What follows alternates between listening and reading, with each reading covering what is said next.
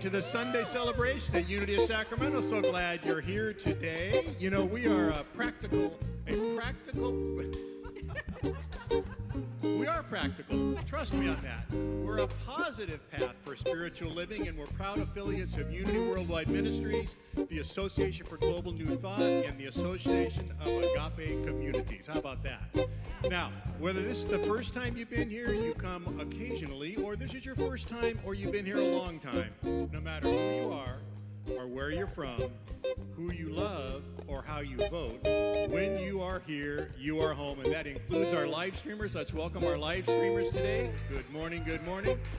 And now, I feel like there was a lot of energy from the choir, but we need energy from you. So we're going to get up, we're going to sing This Little Light of Mine, and move up, circulate around, move the love through the room, and we'd like to have that today. Here we go. 2, 1, 2, 3, 4. This little light of mine, I'm gonna let it shine. This little light of mine, I'm gonna let it shine. This little light of mine, I'm gonna let it shine. This little light of mine, I'm gonna let it shine. This little light of mine, I'm gonna let it shine. This little light of mine, I'm gonna let it shine. This little light of mine, I'm gonna let it shine. This little light of mine, I'm gonna let it shine. This little light of mine, I'm gonna let it shine. That love This little light of mine, I'm gonna let it shine. Oh, it's a prosperity stream. Appreciate you. I'm gonna let it shine. This little light of mine, I'm gonna let it shine. All right, now come on back. Come on back. There's more to the service. You got to get back to your chairs now. We can do it. I'm gonna let it shine. This little light of mine, I'm gonna let it shine. This little light of mine, I'm gonna let it shine. Oh, man, we're so glad you're here today. In case you didn't know, I am not Reverend Kevin Cottrell Ross, nor am I Reverend Eric Ovid Donaldson. We'll hear just a little bit later on what's cooking with him today. It's pretty special stuff. Trust me on this. So here at Unity of Sacramento, we have a big vision. Our vision talks about where we are going. Join me. It's on the screen behind me. Join me now. Centered in God, we co-create a world of peace, prosperity, and unconditional love for all. And we mean it. We're serious about that. And to show you how serious we are, we have a way of going about it that is shown in our mission statement. Can you say that with me too, please? We empower people to be a force for good in the world by awakening their divine nature. And we are about that right now. We also have things that we do on a regular basis, like, for example, on the first Sunday of every month, we celebrate birthdays. So if you have a June birthday, please stand up. This is your time. All right, here we go. And by the way, my birthday is June 14th. I'm a June boy, too. Oh, yes. Oh, the Geminis are in the house. I see it. Birthday All right. to ya. Happy birthday to ya. Happy birthday. Happy birthday. Happy birthday. Happy birthday. Happy birthday to ya. Happy birthday to ya. Happy birthday to ya. All right. Don't tell Rev that April is not the most important month of the year. It happens to be June. I'm just telling you right out. And it's not October either, Revy. Just want you to know. Okay. Oh, we're going to switch gears here, and we're just going to take a deep breath as we begin now to open our prayer field. We always begin in prayer at Unity of Sacramento. That's the bedrock. That's the bedrock of our practicing the presence. And so take a moment now to invite into your consciousness and into this prayer field anyone that you know or may be related to who needs to be held in prayer. You can speak their name out loud, live streamers, you can put their name in the chat room. But But what we're doing is we're establishing consciousness. So just take a breath and let it go. We know that when we pray collectively, it's a powerful force, the most powerful force in the universe. And we thank you, God, for the opportunity to be in this field today. And we have a song that we sing that will just take us right there. It's called Our Thoughts, Our Prayers. Our thoughts are prayers, and we are always praying. Our thoughts are prayers. Be careful what you're saying. Seek a higher consciousness, a state of peacefulness, and know that God is always there.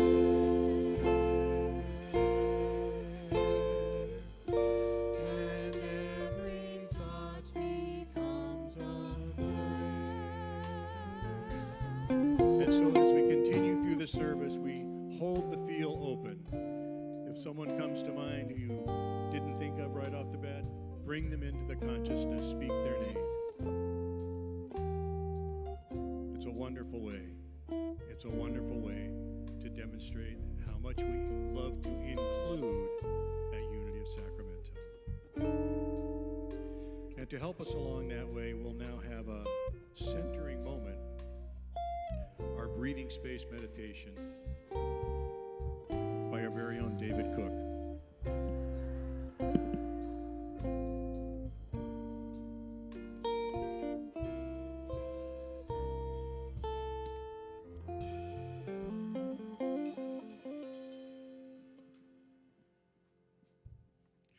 So today's reading is from our devotional guide, Breathing Space, a 52-week meditation journey for centered, soulful, and successful living, created by our very own dynamic duo of Reverend Kevin Cottrell Ross and Reverend Eric Ovid Donaldson. If you joined us on YouTube or Zoom last week, the talk title was The Ode to Joy. It was Joyful, Joyful. And today we're going to continue to practice expressing our joy as we consider our mastery. So begin with this affirmation. It's on the screen behind me. No, it's not. I'll say it and you'll follow me. I'll say it once and then you can follow behind. I experience the full benefit of my gifts and talents as I operate them with confidence and mastery.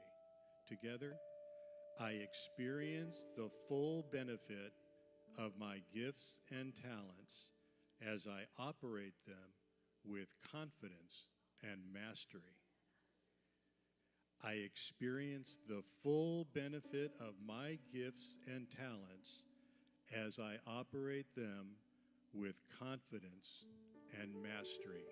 And now that you've mastered it, I experience the full benefit of my gifts and talents as I operate them with confidence and mastery. You get an A for today. So now let's prepare ourselves for a time of connection with the source by turning within. And if you're new to this community or new to this practice, we're engaging in our unity principle of practicing the presence of God, the presence of spirit, the presence of presence. And you begin by bringing your awareness into your body with a deep breath.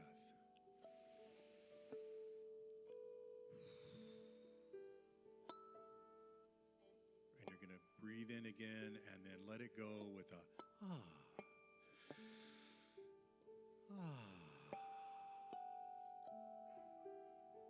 So take your time. And moving deeper into your centering experience, breathe in this time into your heart space, where you allow yourself to be vulnerable as you're willing to be, to prepare the space to be in conscious connection with your understanding of God and the God of your understanding. And pausing in this very moment,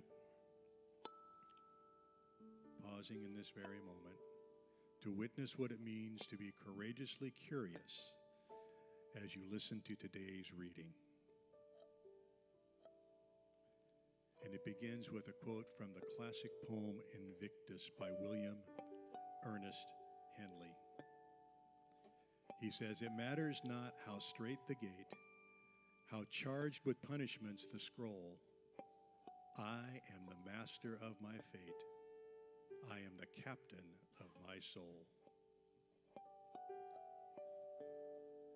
There exists just in there in the pit of the stomach a knowingness, a certainty, an immovable grip of assurance that we all recognize when we are operating in an area of our mastery. You know the feeling.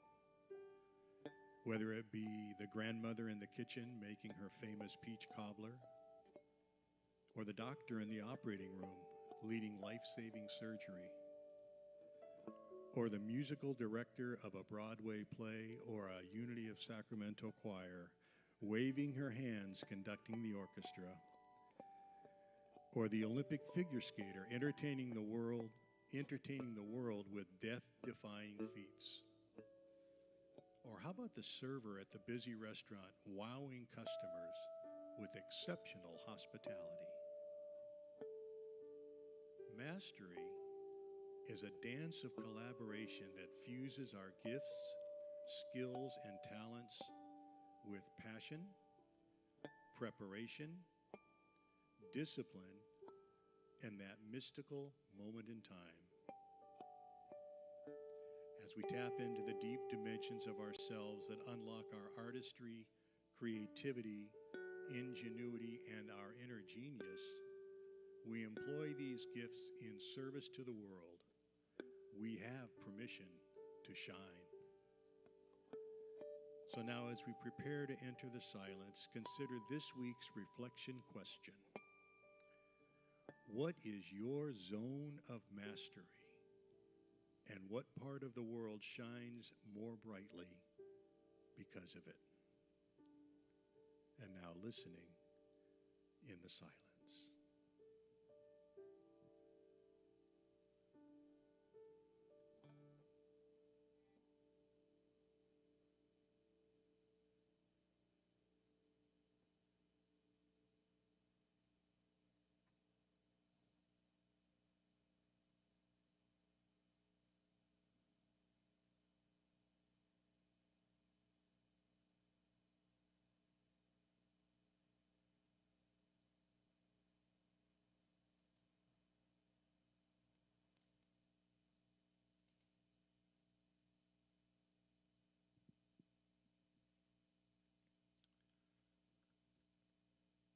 And allow your breathing now to return your awareness from the inner and to the outer. In the revealing word, Charles Fillmore has this to say about mastery and dominion. We demonstrate mastery and dominion by persistently thinking thoughts of power and strength in the absolute principle of truth and through the I am, establishing them in our own consciousness. Not just occasionally, not just sometimes, but persistently, and knowing that it's not necessary nor possible to demonstrate mastery over everything. Rather, choose your zone of mastery and persistently direct your thoughts until they are firmly established in your own consciousness. You are the master of your fate. You are the captain of your soul. How will you demonstrate your shining light today? I wish you peace, love, and joy in abundance. And remember to breathe.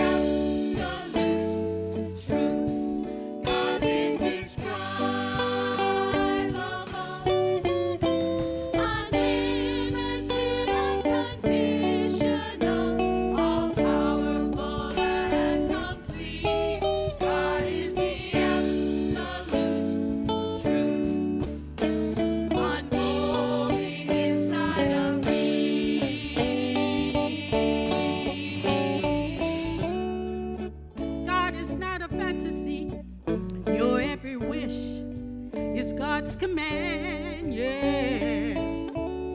And God's not some wizard living in Neverland. But God is creator, omnipotent, the source and the air that we breathe. 'Cause God is the absolute truth, unfolding inside of me.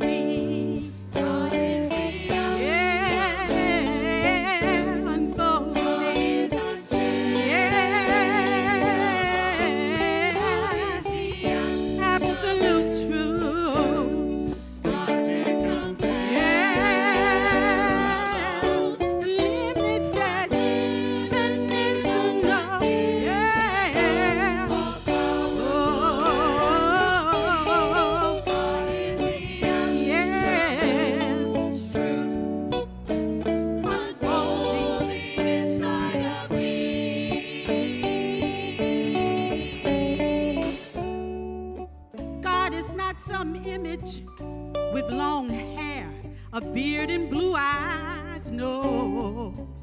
And God's not some angry judge raining fire from the sky. But God is compassion, peace and joy. God's love can heal the world. 'Cause God is the absolute truth, unfolding inside of me.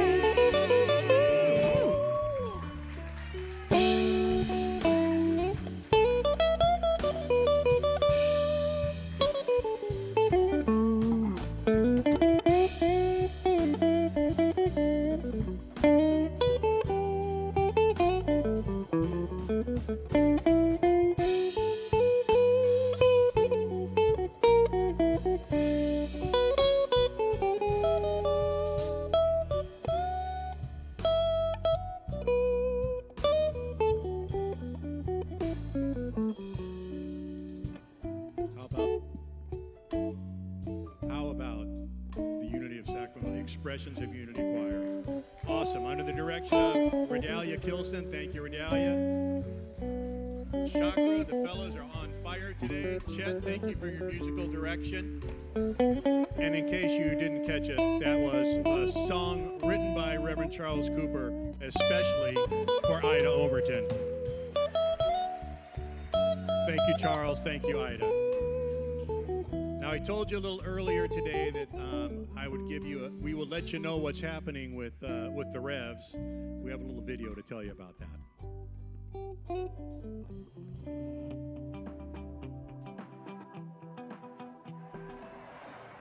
Hello, beloved community. I'm here with our Rev. Kevin Cottrell Ross.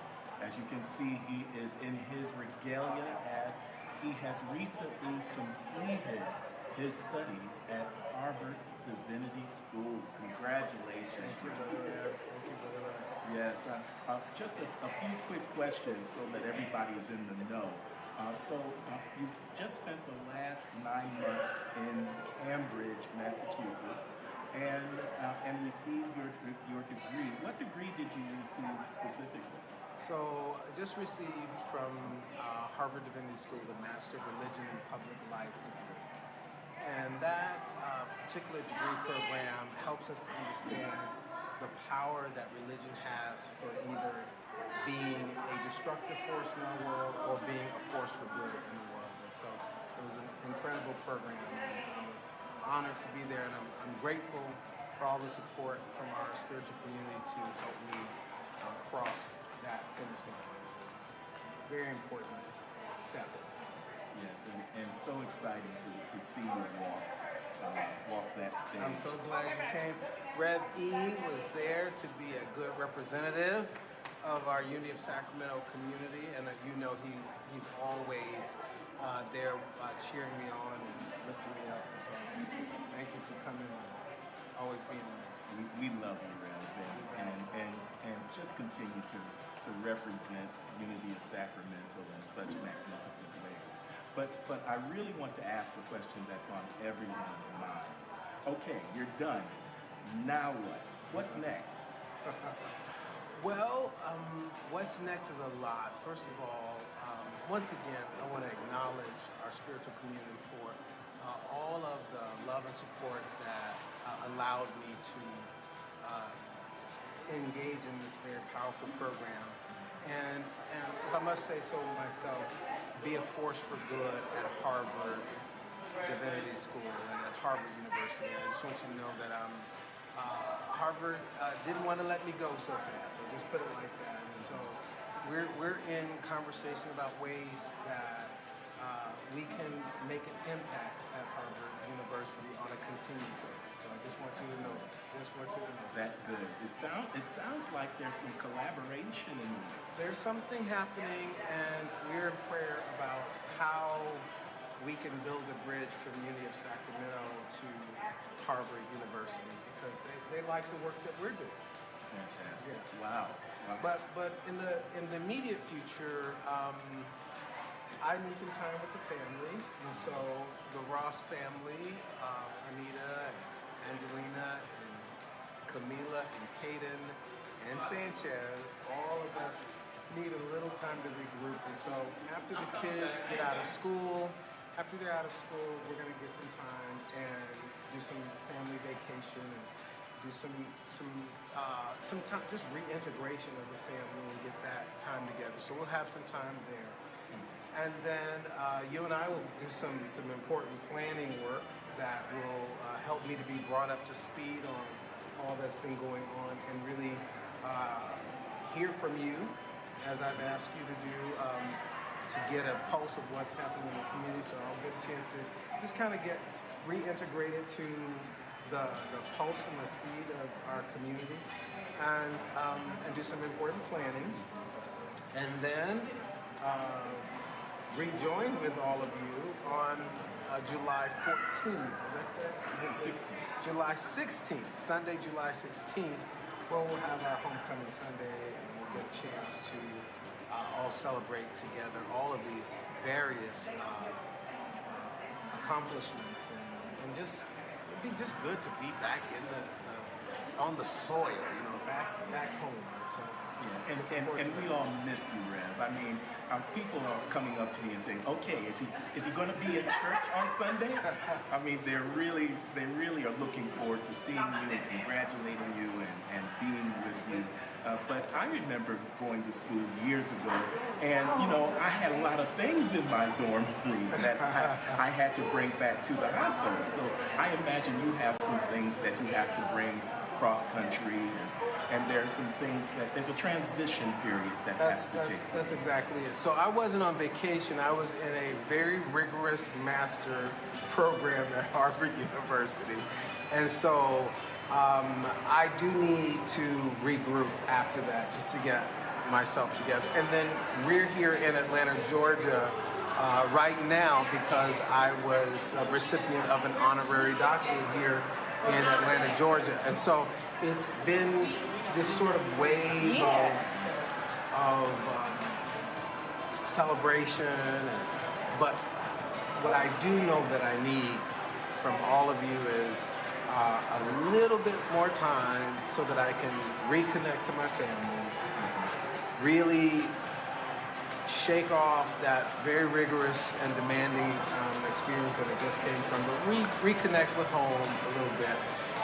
Take my family on some vacation, get bossed around by the kids and Anita a little bit, and then get back in the saddle by being brought up to speed from Rev E, and then we'll be rocking and rolling. And I want you to know that there are some exciting things coming to Unity, because as you know, I always bring something home. So I'm bringing some beautiful things home from Harvard your way. I'm also, I'm going to save some of the other surprises, but just get ready. If I went to school, you're going to school, we're all going to school, so that we can all be a greater force for good in the world. So you heard it here first, everyone. And what I really want you to hear is July 16th. Save that date. Let's all come together. This gives us some time to get things together the way that we do it, Unity of Sacramento style. And we'll make certain that this homecoming for Rev Kev, this coming home from Harvard is one of the best and the greatest that anyone has ever seen. So, I mean, it's just the opportunity of a lifetime to not only welcome our beloved Rev Kev back, but to also get caught up on all of the things that have taken place in these 9 months or so that he was away in his studies. And so we're going to catch everybody up on July 16th. You want to be at the church on that day, and we'll fill you in on all the things that we're going to need from everybody in our community. It's going to be a fun and festive time. Food, everything. Food for me is the thing. But food and so much more. He never misses a meal. I don't care. In 30-something years, he's never missed a meal. But we're going to have a great time, and I have so much to share when I come home. So, and let's get ready. Let's get ready to get down to work too, because we've got great work to do in the world. We are indeed needed. I love you, miss you, and I'm holding hugs on reserve for every single one of you. Look forward to being with you really soon. Peace. All right. Thanks, everybody. We'll see you soon.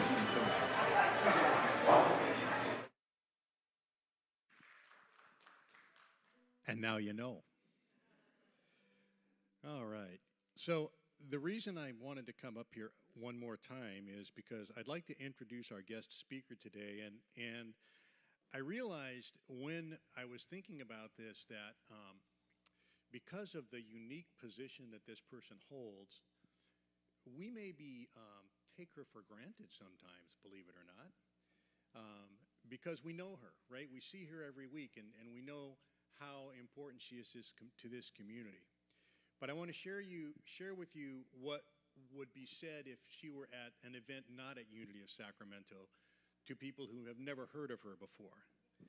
So Anita Ross is coined the self-love expert because she's on a mission to empower millions of people to awaken to their worth, love themselves fully, and ultimately for the life of their dreams. She teaches people the breakthrough principles and practices she's used to achieve unconditional self-love. Her background as an engineer in corporate America, an entrepreneur, and founder of the not-for-profit organization, and as a life coach, all add to the rich experience she brings to her books, talks, and retreats. And I want to add that she is a mother extraordinaire. So thank you so much. Please welcome to the platform, Anita Ross.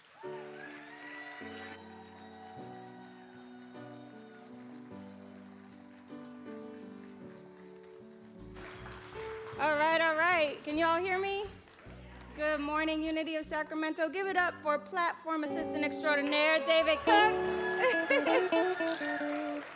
All right, I'm gonna get situated here. So good to see everybody, all the beautiful faces.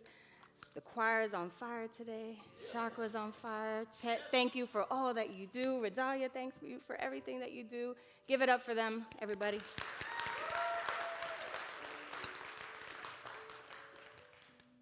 All right, happy Pride Month. Yay, I don't need these, thank goodness. Happy Pride Month. We are kicking off this month powerfully.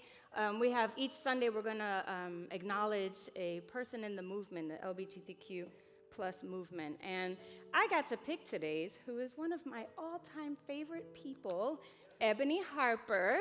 Give it up for Ebony. I'll get to you in a second. I'm going to read a little bit about her. Ebony Ava Harper is a Black trans woman and human rights activist dedicated to fighting for marginalized communities. Born in Prince George's County, Maryland, to a Jamaican family, as a baby, her family relocated to Los Angeles, where she began her journey as a trans activist, advocating for the intersectionality between racial and transgender identities. With a background in community-based outreach, Ebony has worked tirelessly to support homeless youth and combat human trafficking at organizations like Children of the Night. Later, Ebony joined the Gender Health Center in Sacramento as the PrEP coordinator, furthering her commitment to dismantling systems of oppression, advocating for health, equity, and promoting social justice. In 2019, she founded California Transcends, a statewide initiative that focuses on the health and well-being of transgender individuals.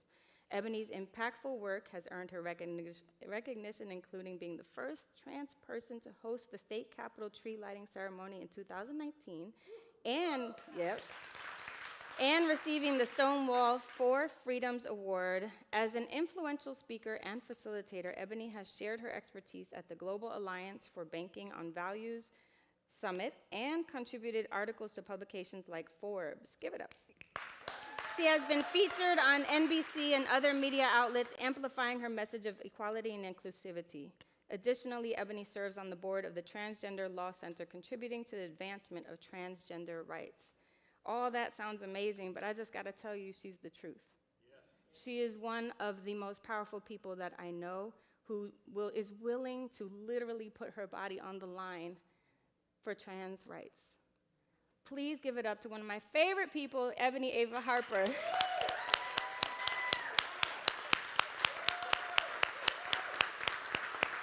Thank you for being here. All right. I guess I got to talk about something today. So a little while ago, a very short while ago, I was discussing with the Revs what I was going to talk about today. And so we were coming up with some ideas, and I said, you know what?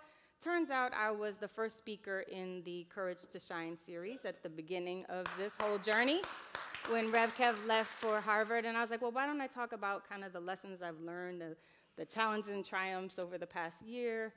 And they were like, I like that direction. And then the next day, Rev Kev says, well, why don't you also draw from the book that I purchased you way back yonder at the beginning of the year, The Light We Carry by Michelle Obama. And I was on a really busy day, so I was like, thumbs up.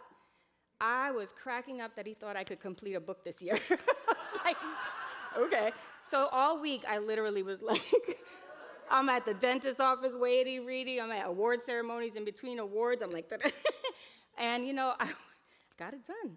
And I was really excited to know that not only is it quite an easy read and very refreshing, but it's also very much aligned with the self-love work that I teach and core unity principles.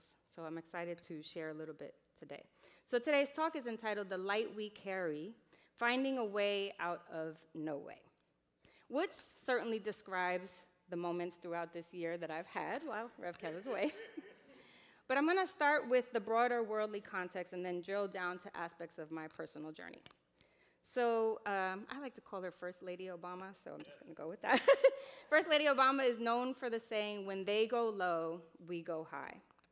And every time I think of this saying, I literally think, when there's hate, challenge, or adversity, choose love. That's what I hear. And I'm known for saying love is everything. I'm known for believing that love is everything, and it is. And God is love.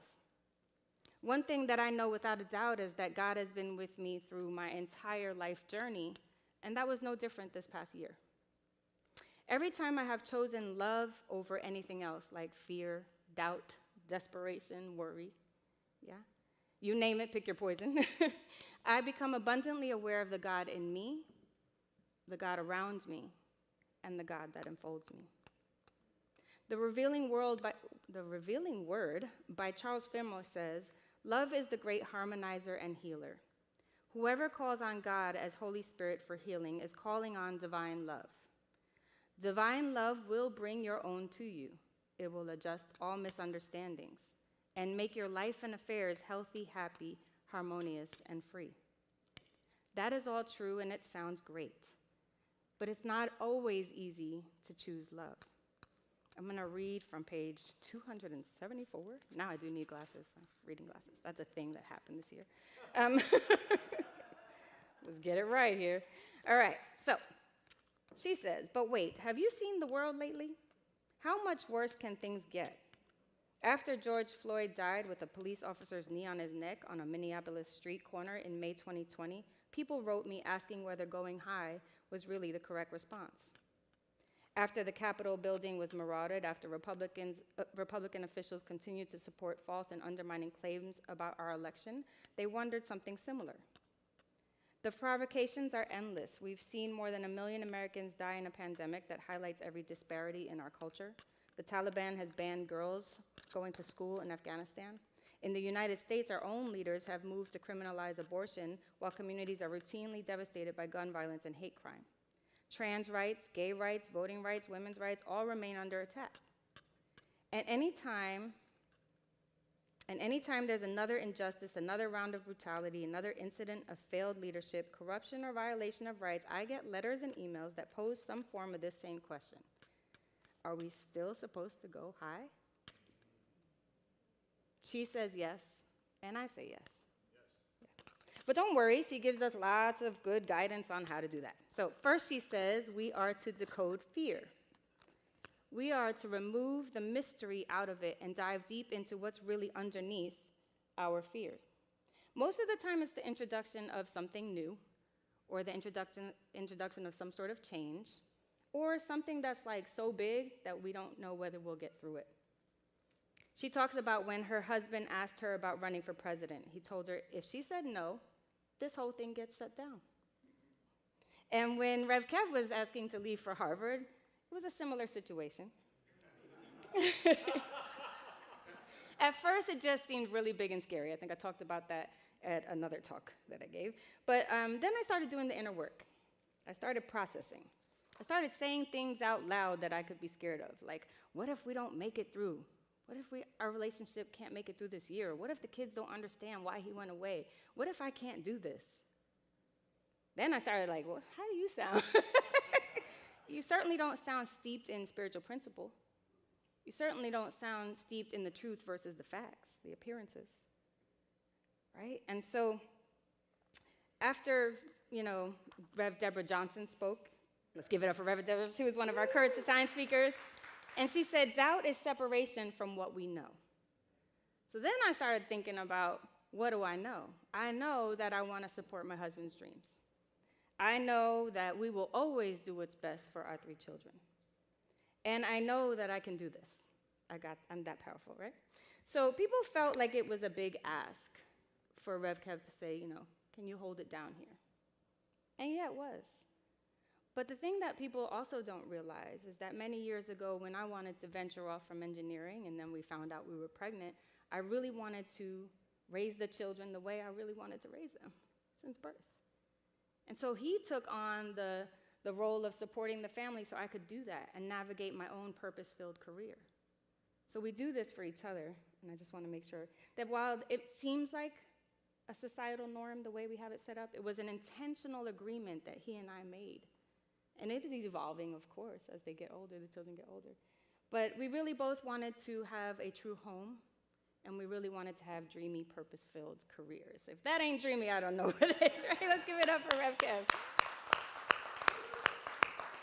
So decoding the fears means just process your emotions and find your way to the truth, and then fear becomes powerless. Yeah? She then talks about the power of small. She says that the big stuff becomes easier to handle when you deliberately put something small alongside it. She recommends working on something small that not only soothes you, but that you can really bring home. Like, yeah, I did that. She goes on to say, when my brain apprehends nothing but monolithic catastrophe and doom, when I feel paralyzed by not enoughness, I pick up the knitting needles. She took on knitting. At the start of the school year, when Rev Kev was headed off, the task at hand for me was quite huge. Not only because of duties as a mom, a working mom, but also because of this greater context. There are times when I feel like the world is crashing down around us, and I'm here trying to raise 3 little humans. And it's big. The reality is I didn't even realize how big my responsibilities were, from taking one child to her new high school and her making the transition from private school to public school and taking on cheerleading and continuing to dance. And another child getting a full scholarship to take as many dance classes as she wanted all year, and she did. And Kaden, our youngest, deciding to venture off into JV basketball, street hockey, and a newly budding social life. Add to that some big work goals that I had, and it all quickly seemed insurmountable.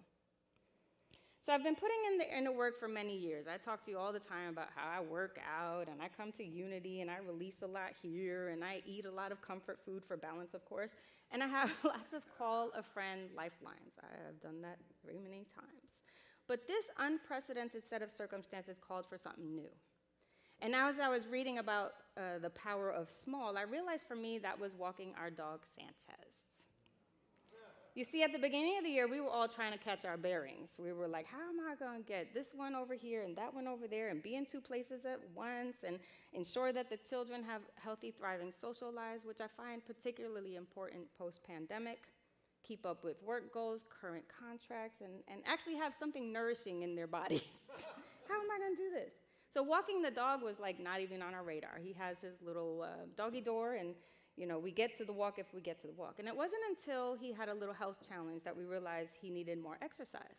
So then I was on it. Then I was like, all right, I'm going to walk him 1.5 miles in the morning. That would be my pre-workout, and I had it all set up. I did a midday workout. A midday walk, and then the kids would get the early evening walk. And here's the thing. When I was on the walks, I could literally feel myself tense up. Oh my God, what if Kaden forgot his lunch? What if I'm missing a coaching session? What if I didn't get this right? What if I have to take 2 of them and pick this one up and do it? And I could feel it in my body, and anxiety. And I'll just breathe, roll my shoulders back, and be like, Anita, you allocated this time to walk the dog. Enjoy it. Be fully present. Watch the blades of grass blowing in the wind. Let Sanchez sniff every single blade of grass he wants to, and he certainly does. But it brought to mind, like, all our needs are met as a family. We're all safe. And at the bottom line, just pipe it down, Anita. But what are other people going through who don't have that?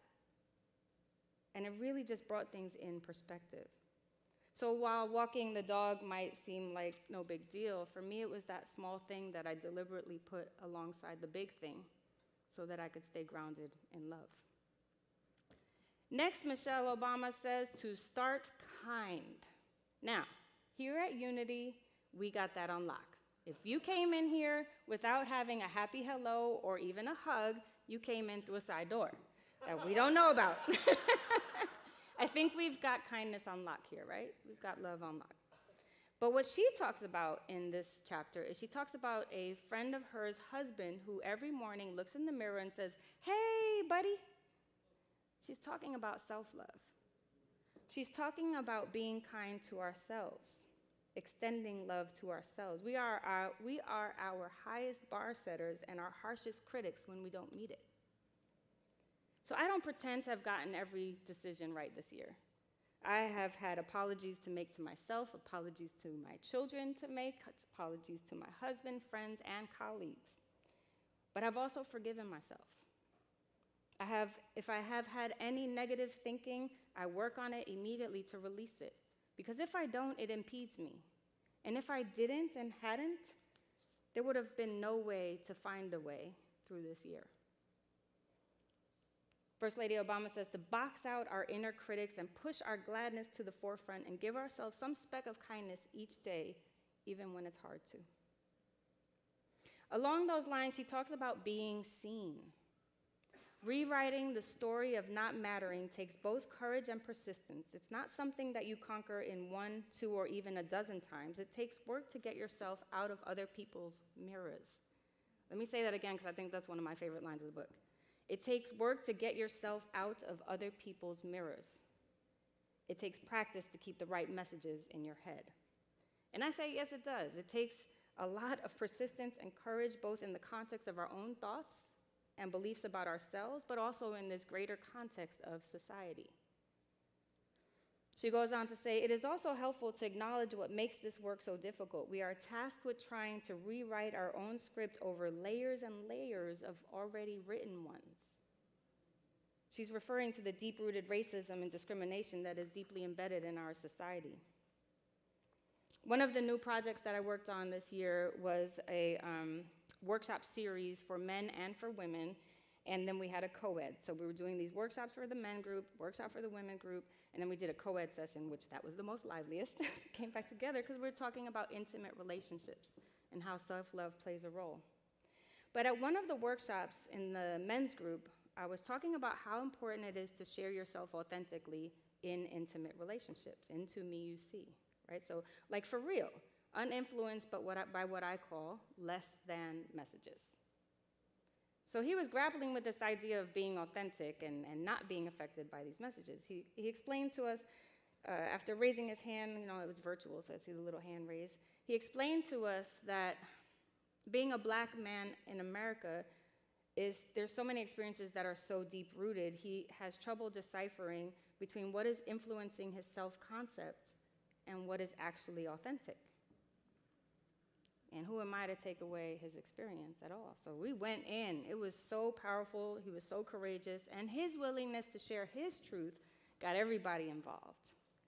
And that's the thing. Sometimes we're holding back some parts of ourselves. And when we share of ourselves fully, when we aren't afraid to raise our hand when we feel unseen, then it changes the world. It helps others. First Lady Obama also says to have your kitchen table. What does that mean? That's her group of friends, her core group of friends. She says, Barack and I have never tried to be each other's everything in life, to single-handedly shoulder the entire load of care that each of us requires. We have other forms of emotional rescue and relief. We are carried by a wide array of friendships. Now, you all know that's the truth. I will never be Rev Eric, his bestie, and I'll never be Attorney Burvey Power, his other bestie. But the truth is, this past year, I could not have done it. I leaned in on my friends. And I also leaned in on making new friends. There's nothing like trying to figure out how to get one child to one place and another child to another place that kicks you, go make a friend. What's your friend's parent's name? And I've made such rich friendships with parents of their friends, and I'm so grateful. It's just made the year really fun, very enriching, very lovely. So I just want to take this moment to everyone who has given a Ross kid a ride, everyone who has taken them after school, taken them in when I couldn't get to them in time, attended a school function, a basketball game, sent a DoorDash gift card, gave their favorite simple recipes, frozen meal deliveries, Candy and David. bringing dinner over to break bread together, rooting me on from the sidelines every Sunday, talking to me, pulling me aside, and asking how I'm doing. Please know that I appreciate all love and all the support. And you have very much been a part of me getting through this year.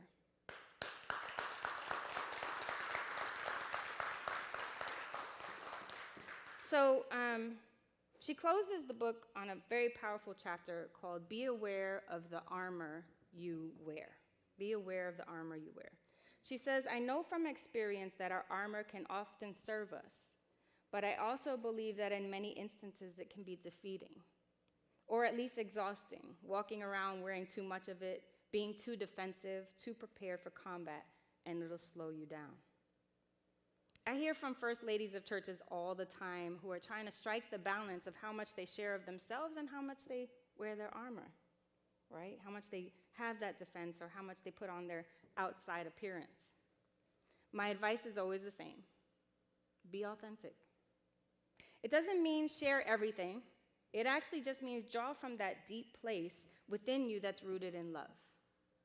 And you will find the answer every time on how to show up. I can truly say that there have been some rough times this past year. Moments like when my knee has felt like it's going to explode waiting on a red light because I've literally been holding the gas pedal or brake pedal for the 11th pickup or drop off for the day. Still working on that. Moments when I've wondered desperately if I can actually truly keep my children safe. Moments like witnessing a client turned friend become unhoused. Listening to a client's story riddled with trauma, self-loathe, despair, but also victory. So horrific and inspiring that all I could do was let out a big cry once I left that session. Aging parents who live on the other side of this nation. Gut-wrenching losses to suicide and homicide. Dear friends moving through challenging medical diagnoses. Moments when Rev Kev and I were not seeing eye to eye and the distance seemed to be taking a toll. Moments when I've had to look into my child's face.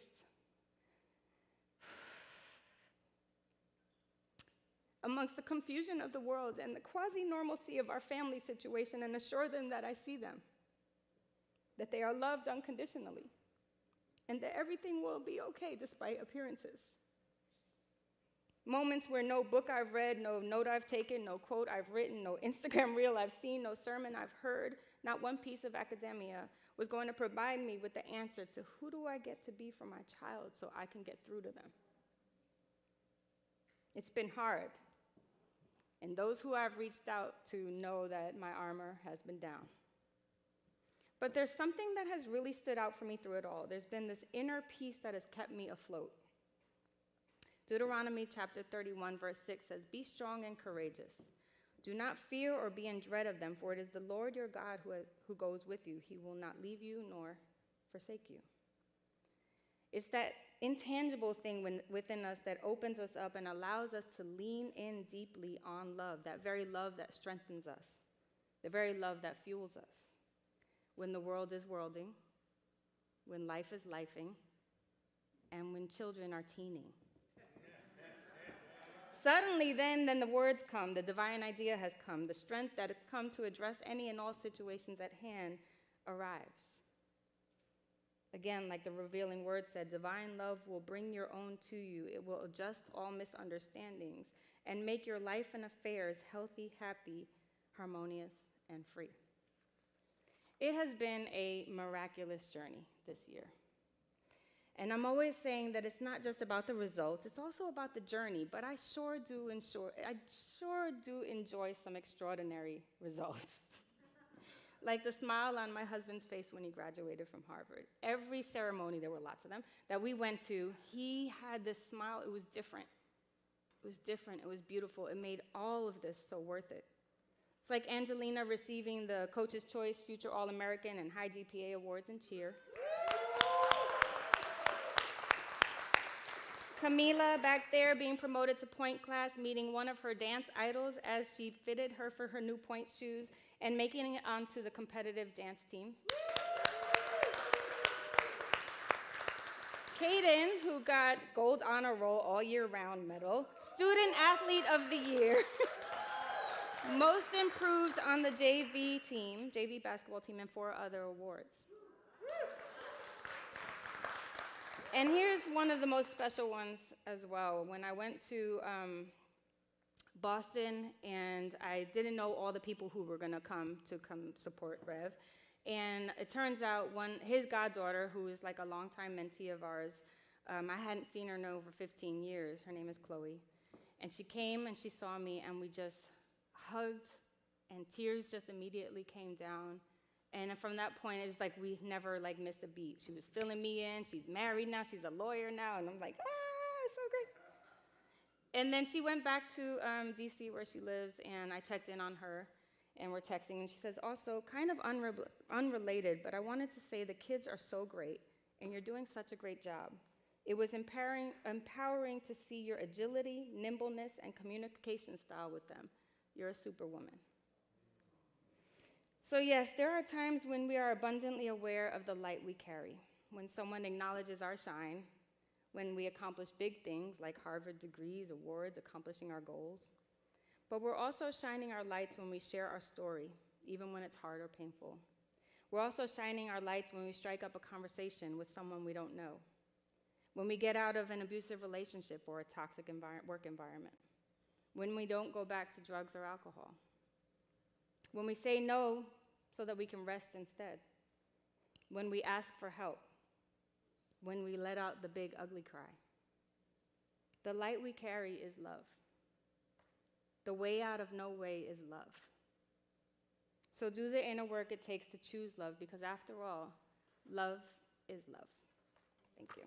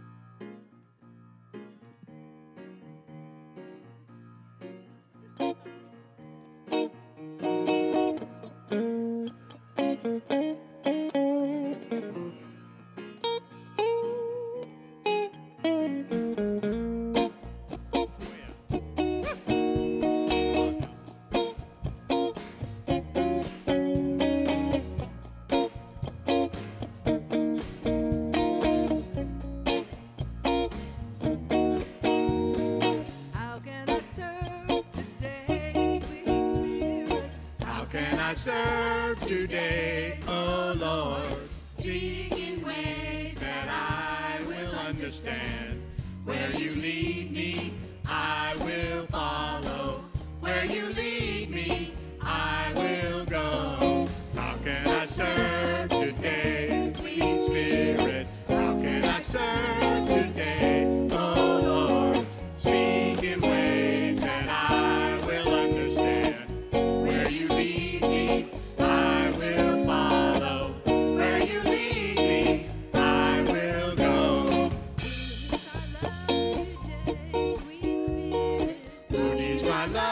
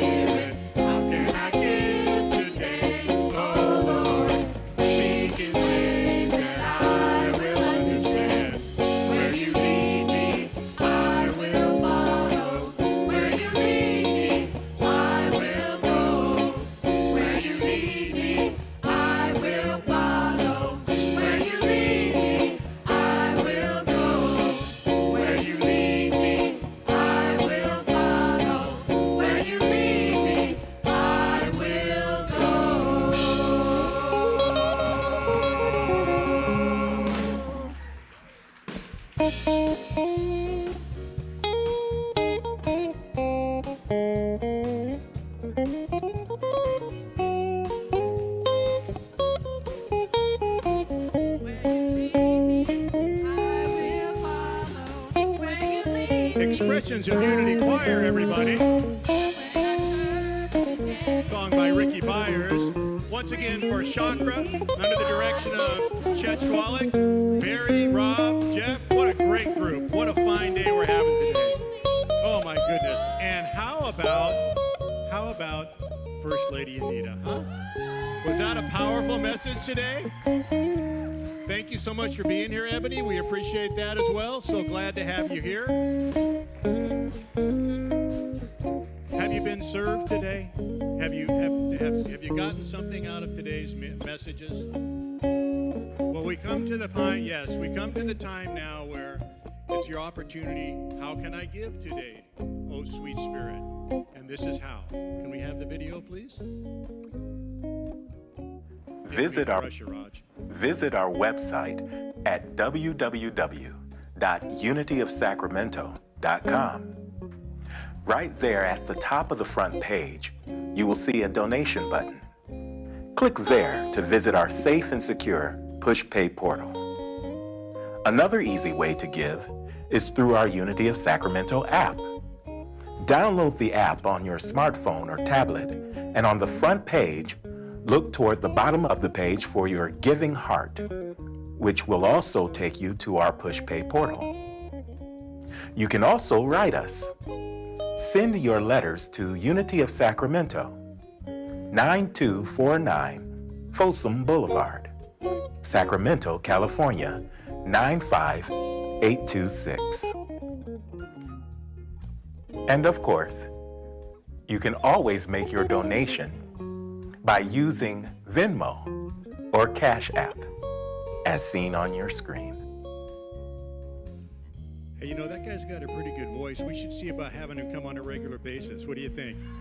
I think that'd be really great. All right, so we know that the Lord loves a joyful giver, so take your offering, or however you're contributing. Live streamers, this is for you too. And repeat with me.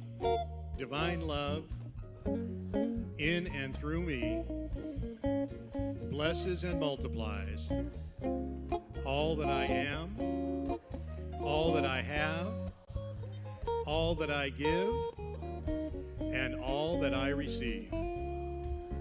Amen, and thank you, God. Ushers, please come forward. And while they're doing that, oh, Deb, you're being an usher today. We'll wait. So, okay, I'm going to do something here that I really probably shouldn't do, but I'm going to do it anyway. So we were talking about, Anita and Deb and I were talking about the service today and the parts that I could play and so on and so forth. And they joked and they said, oh, you're going to do everything today. I said, no, I'm not going to do everything. I'm not going to do the announcements. But just because they challenged me, I'll show you what I told them.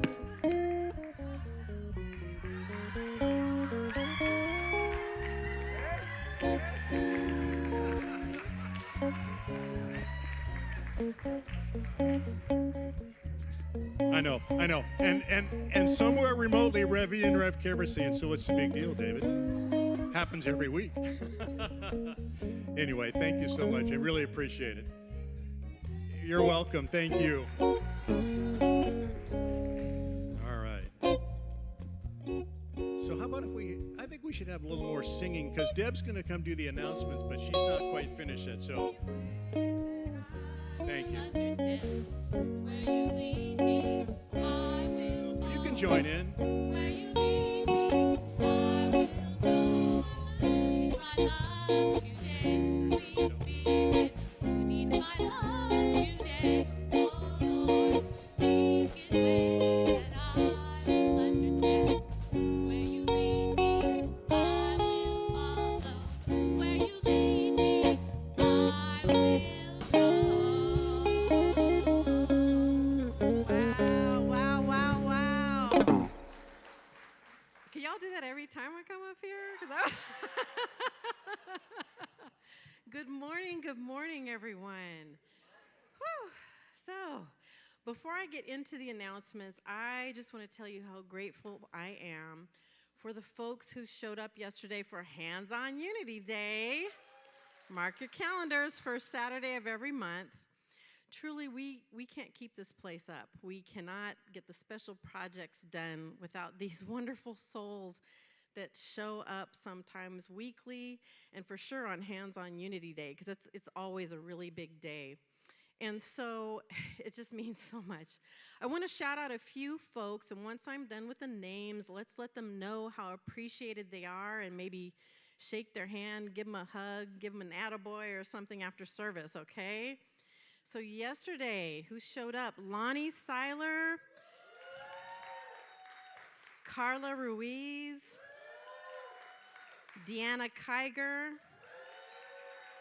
Melody McCoy, Drina Rosa, Arvern Lofton, Jamar Turner, Jazz Dexter, Linda Bean, Rod Hunt, Brenda Renfro, Dr. Carl and Eladrian Mack, Mardell Moreno, Lasiah Springs, Ms. Donnie Machin, Adrian Hunt, and I hope I didn't miss anybody. That's the hard part if you start mentioning names. Yeah, I hope I didn't miss anybody. Thank you so much. And I have to tell you, please give Lonnie an extra big hug today, because not only did she show up bright and early for Hands-On Unity Day, but she stayed with me to help host an event until the wee hours of the morning, and she's here today doing what she always does. So thank you so much. That's right. Our volunteers are the heartbeat of this place. So on June 28th, speaking of volunteering, we're starting one of our most successful fundraisers, our fireworks booth. So we have signups available right now to volunteer in the booth. Check out the slip you were handed when you walk in today. Scan the QR code or use the link to volunteer. You can choose your shift. And I can tell you, I've worked in the booth the past few years, and it's really, really a fun time. It does not feel like work when you're there, and it's such a great opportunity to get to know people that maybe you don't spend a lot of time with during Sundays or outside of church. So help us out. You'll have fun, and you'll help the congregation as well. We have a special update about our beloved Voices of Unity. They're going, oh no, what is it? They are the opening act for Concert in the Park at William Lamb Park. So they'll be singing Lift Every Voice and Sing, and Rev Charles' medley of Shine and We Come From Greatness. So please come out and support and enjoy yourselves on Saturday, June 17th at 11 a.m. And I know they would love to see some familiar faces. So I hope to see you all there. And Grad Sunday is next Sunday. Have you sent in your name, a photo, your graduation or promotion details into the office? Please note that you must have your information turned in by tonight at 5 p.m. in order for us to be prepared for next Sunday. And so make sure and get it in. We want to recognize you. And speaking of graduation, did you catch the graduation ceremony for the Harvard grads and our own Rev Kev? Congratulations, Rev Kev. We're proud, proud, proud. And so on July 16th, we'll celebrate here with Rev Kev and the whole Ross family. Mark your calendars and stay tuned for more details. It's going to be a blast. And Father's Day is coming up on June 18th. We have a lot to celebrate. Please send your photos.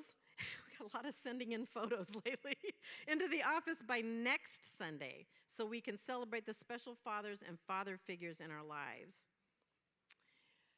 So we're all aware of the seriousness of our unhoused situation around the country and here in our area. Would you like to be able to do something to help, but not sure what? So our friend Hazel Watson and all of our friends at Sacramento ACT are forming a new group to address the needs of the unhoused population. They're expert at organizing, and they plan to take on one problem at a time instead of trying to conquer the whole mountain at once. If you are interested or even curious how this might work, there's a sign-up sheet in the lobby to receive more information. And our audio-visual team is looking for camera operators. We have such a superb team, and Tyrone's ministry with our youth is just phenomenal. So right now, though, we have a need for more adults on the team. The amount of commitment would be up to you. One Sunday a month, every other, or maybe you're just interested in being a backup. Training is provided. If you're interested, please see Tyrone Thornton or Marche Watson or Rev Eric when he gets back. And you can also sign up in the lobby, and someone will contact you. And so that's it for announcements. After service, remember to stop by Savvy House Coffee Bar and grab your favorite beverage, and then head over to the Coffee Clutch with Anita today. Thank you so much.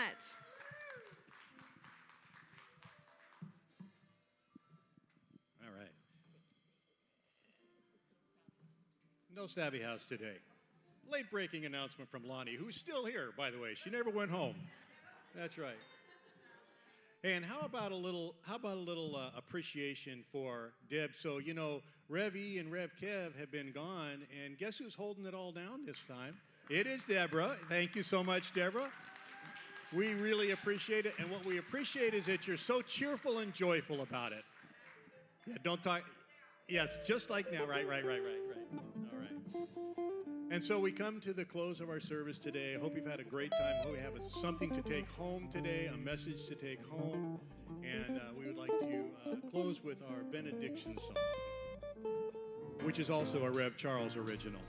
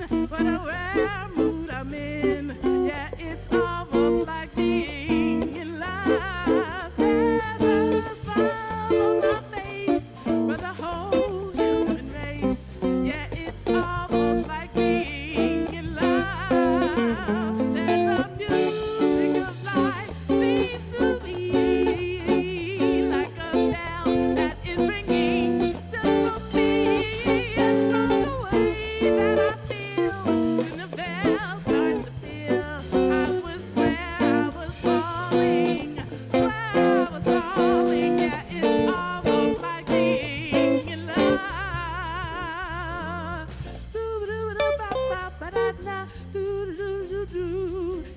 it's almost like being in love.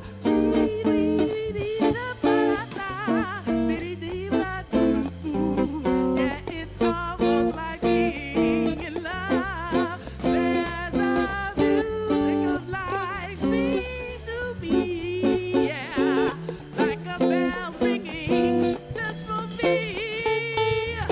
From the way that I feel when the bell starts to peal, I would swear I was falling, yeah, it's almost like being in. Swear I was falling, yeah, it's almost like being in love.